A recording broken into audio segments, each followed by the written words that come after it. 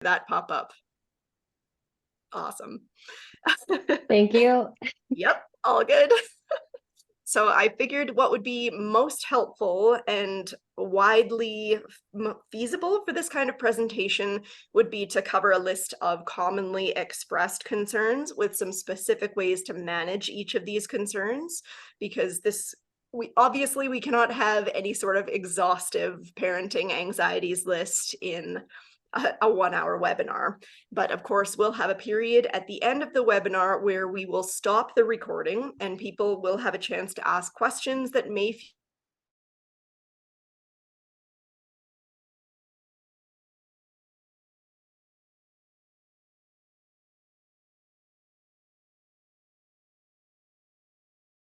is loving, patient, who is a good mentor, who is a good guide, who keeps the children safe and healthy, who gives them attention and support. There are many more, of course, but this is a good overview.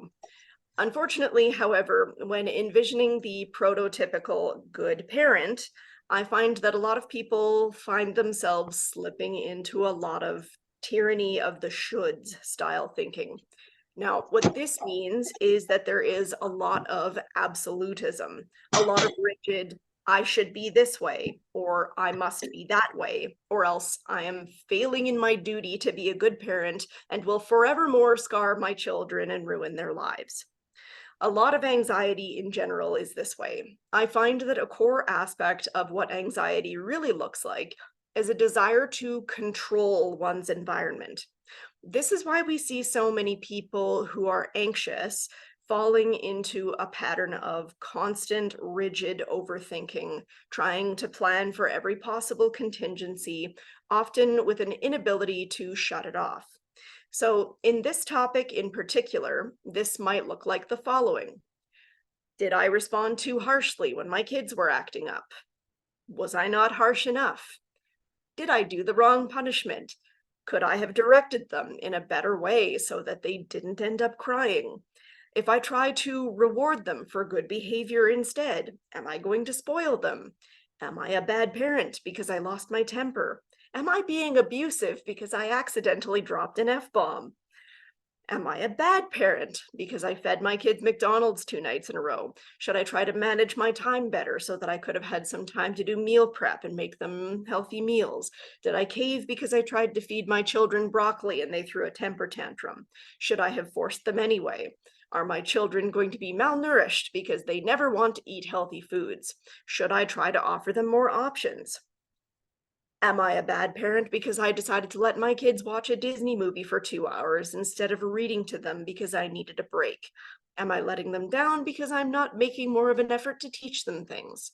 And then lastly, am I a bad parent because I didn't let my daughter go on a date with a kid 2 years older than her? Did I get the wrong idea and make bad assumptions? Am I really ruining her life like she yelled at me as she ran up the stairs and slammed the door? And many, many more. I think you get the idea. I think that part of the reason we tend to overthink a lot of these things is because we are working from an adult framework and not only have a more complex spectrum of thinking, but we also have much, much more on our minds on a daily basis, such as work, bills, cooking and cleaning, and just otherwise managing the constellation of human activity in the household. So while it might seem obvious to anyone with an outside perspective why it's hardly possible to be a perfect paragon of a parent at all times while managing all possible contingencies with children, we nevertheless feel this constant and unwavering pressure to be perfect parents for them at all times, lest we tar ourselves with all kinds of failure labels. Now, I am not saying that it's impossible to be a bad parent, of course, but I am telling you to give yourself some grace and acknowledge that you are doing a hard job of parenting real live children who often do real live children behaviors rather than the perfect angels we might have envisioned they would be before they were born. I know I was guilty of this. And that you are a human who can't always realistically keep up with everything being demanded of you at all times. In practice, this may look like not always having the time to prepare healthy 7-course meals with different options for them. It may look like letting Walt Disney be your babysitter for a bit so that you can ensure the kids have clean laundry and prepared lunches for school tomorrow. Recognize that things are not always going to go smoothly, and that this does not mean that you have failed. It means that you are a flawed human like anyone else. I believe that some of the most important things to keep in mind while trying to be an effective parent for your children are the following: telling them that you love them and care about them, even after, and perhaps especially after, they have been acting out and you have had to discipline them. Being ready to tell them you're sorry if you do make mistakes. This in particular can be a really excellent teaching moment for them that adults are not always perfect and that good adults are willing to own up to that. You can even brainstorm with your children ways to kind of make things better in the future. It can really be effective for them to kind of see the process and get to understand that, mistakes happen and that you're able to change and adapt them. And then lastly, being committed to trying your best, acknowledging that this does not mean being perfect 100% of the time. I think that if you can do these things, you're already ahead of the curve in terms of parenting. Now, before I move into the next topic, I'd like to give a shout out to the previous Fueling Fathers webinar we hosted that involved discussion on effective tools for managing your frustrations as a parent. And you can find the link to that on our website, but it has several different strategies to help keep your cool in stressful moments. I find often that experiencing frustration and anxiety can go hand in hand in some pretty nasty ways. If you're feeling anxious, you're more likely to be on edge and to get frustrated.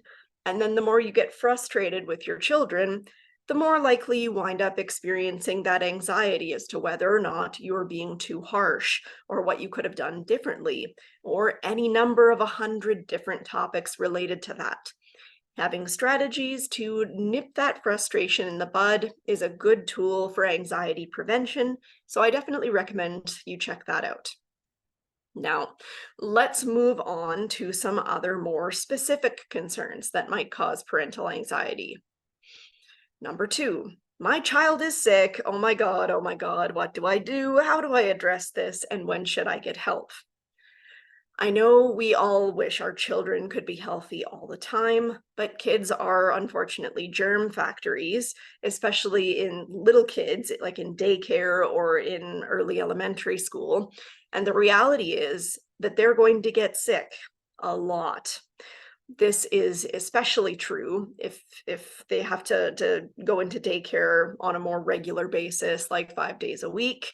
But even if they don't, they will start school one day and have to go every day of the week except on weekends. Little kids in particular often seem to have an inability to keep their hands out of their mouths or their mouths off of various surfaces. And up until age 5 or better, the instructions to properly wash their hands or cover their mouths always seem to be aspirational at best.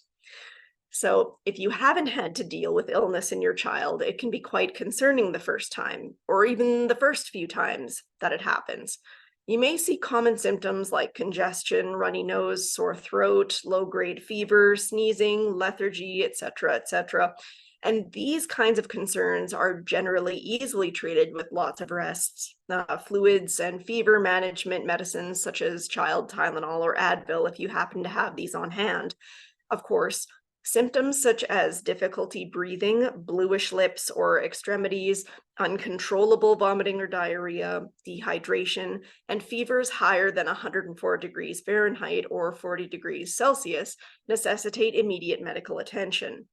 However, there are often a few intermediary symptoms that can cause distress for parents as well. For example, what happens when your child has the flu and doesn't feel like eating anything for days on end? This can be frightening for parents who will often then wonder the extent to which they should be trying to force their children to eat. Honestly, a lack of appetite is common in illnesses like the flu. And in these cases, it's far more important to offer your children a lot of different fluids, such as water, juice, and Pedialyte. A potentially appealing option to many children involves offering popsicles. There are even Pedialyte popsicles that you can get as well, and I only just found this out as of last winter, so that was very exciting for our household. And this is a good method of keeping hydrated and even feeling a little bit cooler from the discomfort a fever can bring. Usually, this lack of appetite does not last more than 2 to 3 days, and children will often begin to eat again as their body fights off the virus. If it does last longer, there's nothing wrong with taking your children to the doctor to see if they require special attention, but many times it will pass. In those days where you're finding that, they're just really not feeling like eating, you can try and give them like pretty much anything during those times that may seem appealing, which, as a reminder, may be very few things. So things like soda crackers is often a good one to feed. Awful too. Oh. All right. And then things like like, oh, hi Bill. Good to see you. And things like oatmeal, things like that. Anything that's easy on the stomach. So that is a good couple of options there. Another concern for parents is in children with very severe coughs who are too young to take any kind of cough medicine, because usually, and this is something that I just found out last year as well, cough syrups are restricted for children under age 6, unless we're talking, those probably useless homeopathic style remedies that they'll let you have those, but there's a reason why they're called homeopathic, and that's they don't really work. But anyway, as long as they are not coughing so hard that they vomit or have difficulty breathing, this is not necessarily a serious problem, and they can often be treated with a hot cup of tea, like herbal teas that don't have caffeine, or with a spoonful of honey. Only older than age 1, of course. Children under 1 year old are not able to eat honey due to a risk of botulism. So another option is a little bit of warm broth. You can also warm up a little cup of apple juice or lemonade, and sometimes this can be soothing as well. So a couple of different options to try in those very young children. The last one that I'll talk about is in treating low-grade fevers without medication, such as when the stores run out of pediatric Tylenol for months on end. Or, if you just prefer to avoid using medication in your children. You might think that something like a cold bath would be a quick and easy way to take down a fever, but the fact is that cold baths will often make your children shiver, which is actually more likely to result in rebound temperature raises as soon as they get out of the tub. To say nothing of the fact that your child will probably feel quite uncomfortable as they're getting into that tub. Instead, giving them a lukewarm bath will minimize shivering, but will also be cool enough to slightly lower the body temperature and be more likely to keep it there on a sustainable, extended period of time. When they are back in bed, at that time, you may be able to offer them an ice pack on the forehead to help with keeping the temperature lowered. And of course, again, ensuring that they are drinking lots of fluids is also paramount. Many of these symptoms cause us as parents to feel anxious, but most of them will usually fade over the course of a few days and will not cause lasting damage. Many parents experience a lot of anxiety over, is this symptom serious enough to warrant a doctor's visit? After all, it's often a hassle to move children around when they're not feeling well. God only knows what they'll be more at risk of for picking up when you take them to the walk-in clinic, to say nothing of the fact that if you do take them to emergency, well, we all know how it kind of looks in the hospitals these days with, upwards of 12 to 16 hours of wait time. So, however, I have found that the single greatest helpful tool for managing parental anxiety during illness is that wonderful tool, 811 HealthLink. So 811 is a number that you can call 24/7 that is staffed by nurses at all times who are able to provide medical advice over the phone and can let you know when symptoms are moving into being serious enough to take to a doctor. Necessary disclaimer and reminder that this webinar is meant to challenge common anxieties and does not itself constitute medical advice. So with all of that being said, we can move on to the next topic now. So number 3, anxiety around food and nutrition, AKA my child refuses to eat anything but mac and cheese and chicken strips. So how do I make sure they're not malnourished? Any parent knows how difficult it can be to get your child to eat something when they really don't want to. I know when we're tired and grumpy and had a long day, it's often easier to just give in and make the food you know they'll eat in order to avoid a long, protracted battle with them. However, oftentimes this strategy only makes it more difficult in the end to ever convince them to be willing to try new foods, and it can often leave parents worrying. How do I get my children to be interested in eating anything that is green and looks like a leaf ever again? All too many times, I see people give in far more than they should, and that can result in poor nutrition and excessive weight gain. Moreover, once children realize that they can make a fuss and they will get their parents to give in whenever they do so, you know, they'll be more likely to keep trying it. And in the future, since it's been rewarded, they'll be more likely to try it on a more stubborn, persistent basis, which, only compounds the problem of you feeling drained and wanting to give in. And it's a really bad negative feedback loop that we just want to avoid as much as possible. So, how can we manage both the anxiety around avoiding food battles with your children and avoiding the anxiety of them not eating enough of the right foods at the same time? So, there are a few different strategies you can take. First of all, a highly effective strategy in getting kids to be interested in trying new foods is to have fun with it. And there are so many different ways that you can make foods fun. You can try using food coloring to make things into fun food rainbows that often wind up striking many kids' interests. Oh, okay, well, there we go. Derek just posted a comment in the chat, which thank you very much for contributing. It just said when all the cold meds were recalled for safety, etc., or unavailable, the homeopathic meds gave relief and were effective.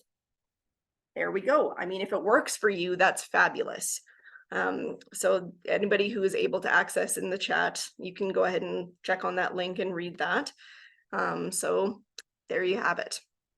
Any kind of option when children are feeling sick is to your benefit. So moving back to where we were. So as I was mentioning, you can try using food coloring to make things into fun food rainbows that often winds up striking many kids' interests. Another way is to take a little time and try and shape foods into cute little shapes or animals. This doesn't even necessarily have to be something that you struggle to do on your own beforehand and present them to your kids on a silver platter. Many children will jump at the chance to make fun sculptures with you. Just don't make them too cute, or else you might have another reason why kids might not want to eat them. Another way is to experiment with different ways of preparing foods.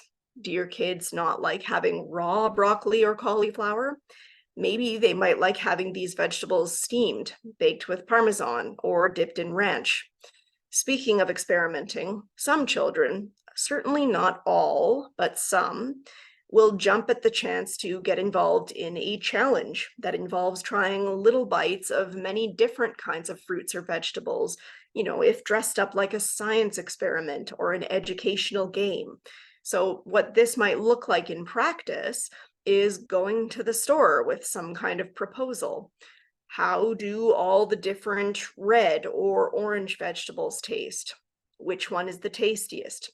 Which one is the yuckiest? And then bringing them home and trying them all together.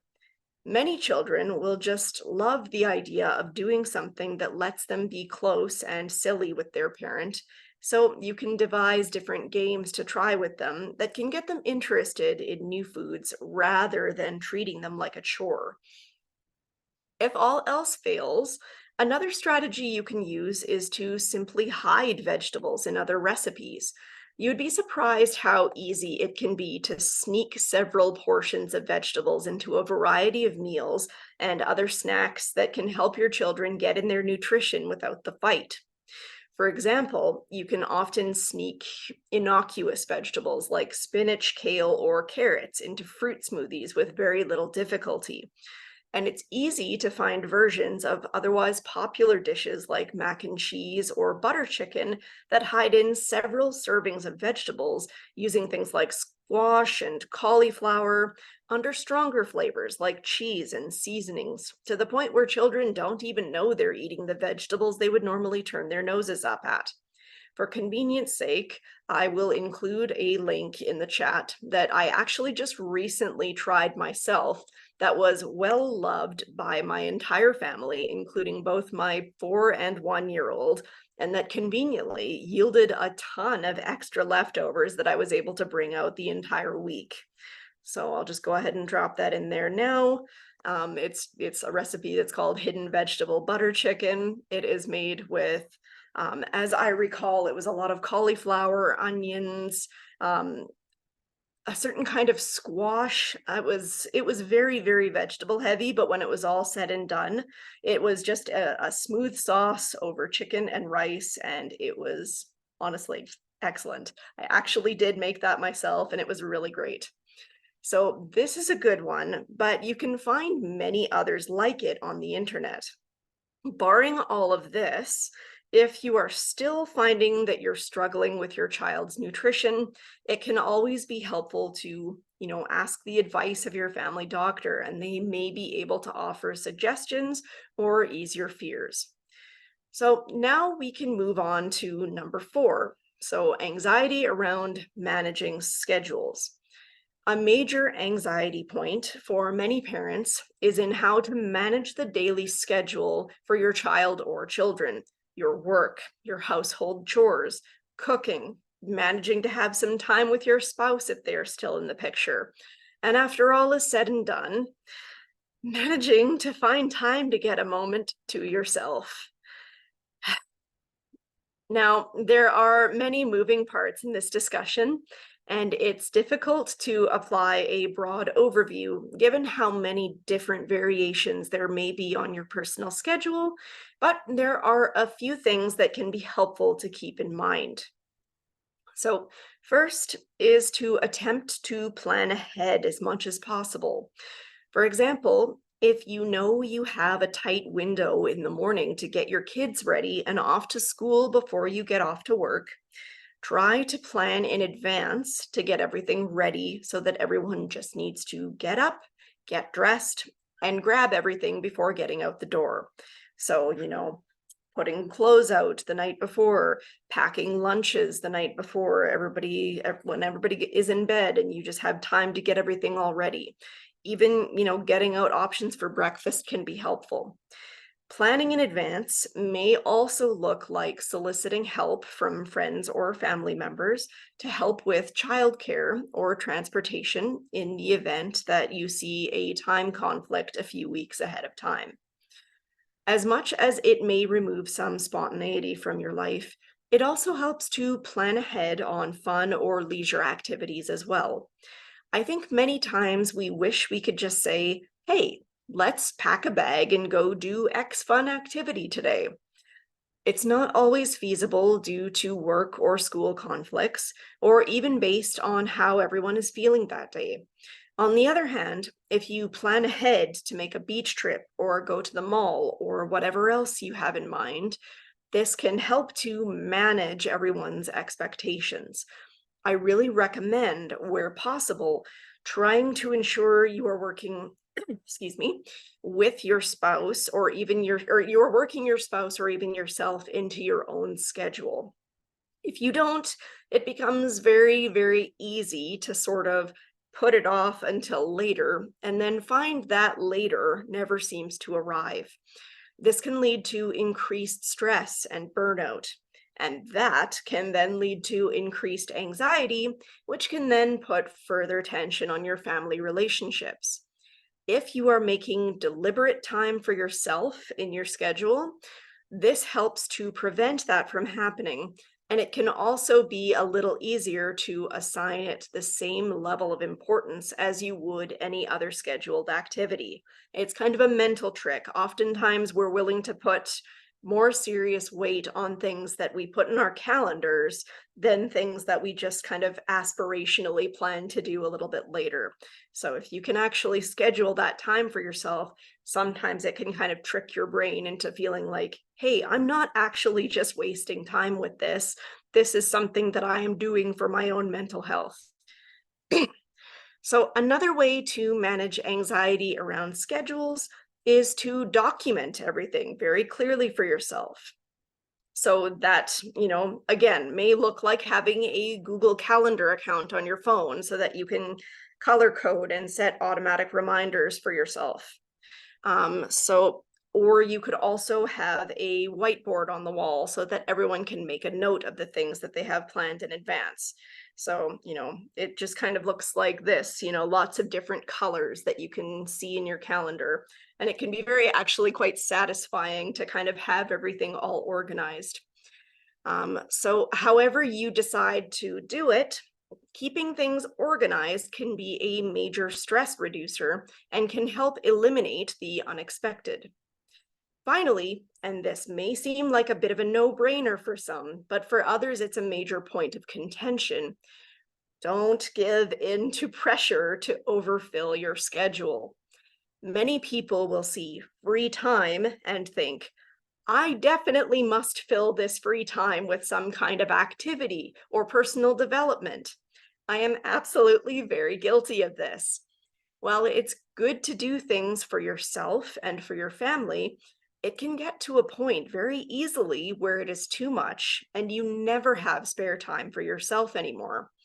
Under these circumstances, activities that used to be fun can often begin to seem like a chore or can increase family stress in trying to manage more scheduled times. Only you can know when the tipping point is for you and your family.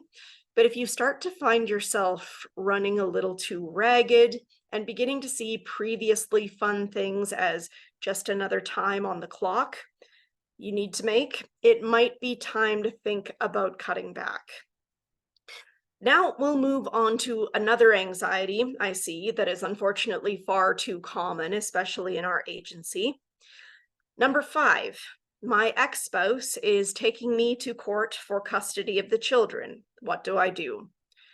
Now, on the Holmes Rahe life stress inventory, divorce is second only to death of a spouse as one of the most stressful things that a person can experience. This is before we even start talking about custody of the children. The first thing that I would suggest is in trying to get legal assistance as soon as possible. I know it can be difficult to afford, and I think that is an absolute flaw of the system. But I know there are sometimes affordable legal resources available to those who are in dire straits. You can give 211 a call to inquire about them based on your area. 211, of course, being the information resources line that they have a wide database that they can access that has a number of different social services available in different areas throughout the province. So they can be a very helpful tool towards finding things that can help. And not just in legal resources, but also for many other different things as well. So you can also look into other information resources as well, such as the legal webinars that Charles Fair sometimes puts on for us with CCMF. I have heard from many people that going through a divorce alone is not ideal and often yields less than ideal results. Regardless of whether or not you retain a lawyer, it is imperative that you do your best to control your emotions, especially when actually involved in any legal proceedings. Once again, I understand that this is easier said than done, because this is your life and family we're talking about here. I understand that for many people, this is very likely the most stressful thing that they will have to go through at this stage in their lives. However, from the perspective of the courts, from my experience, they're more concerned about seeing the information provided, trying to make a judgment as quickly and hopefully from the most logical standpoint, though this seems often in doubt, as possible, and moving on to the next person. Because even though it is your life that you're dealing with, they're dealing with many people who are also feeling this is my entire life. And so there's only so much resources that they unfortunately have to be able to support people that are going through this. And just interrupting here, as Monica posted in the chat, if one of the parties earns less than $60,000 and have children, they are eligible for free mediation services through Alberta Justice. So she's also posted a link. So that's a really excellent resource for people. So definitely check that out if that's something that you're going through. So anyway, if you can keep in mind that what may seem like cold and detached behavior in the court is not personally directed at you, it can help to keep yourself under control and not take it personally. Now, as you all know, I'm not a legal professional nor able to provide any specific legal advice, but a common anxiety-related topic that I see around this issue is how overwhelming the process is.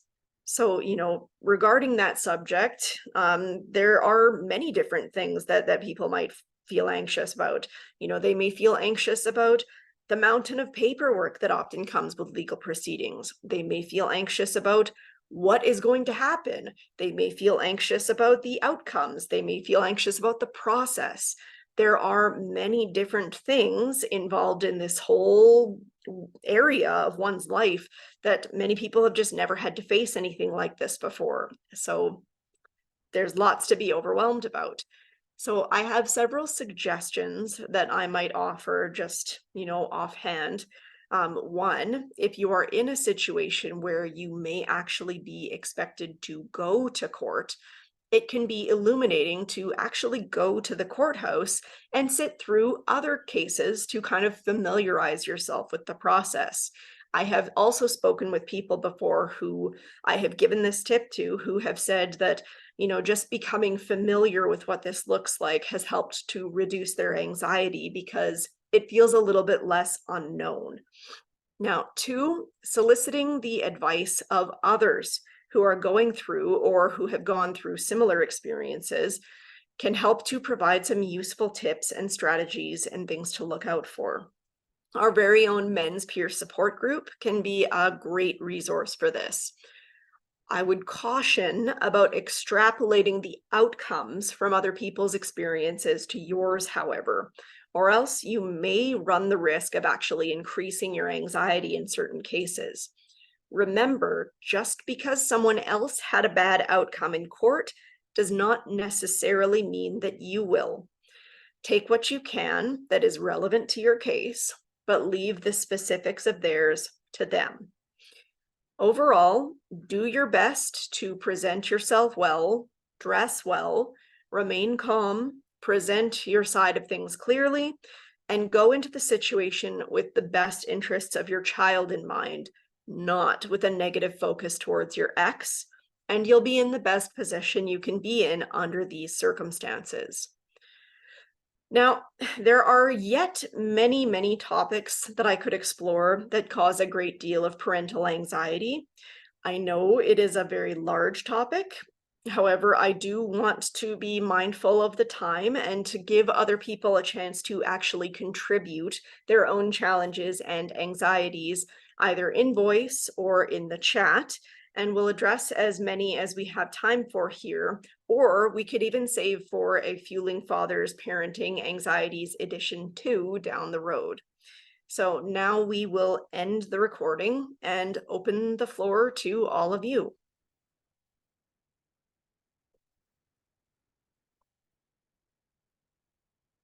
Eventually.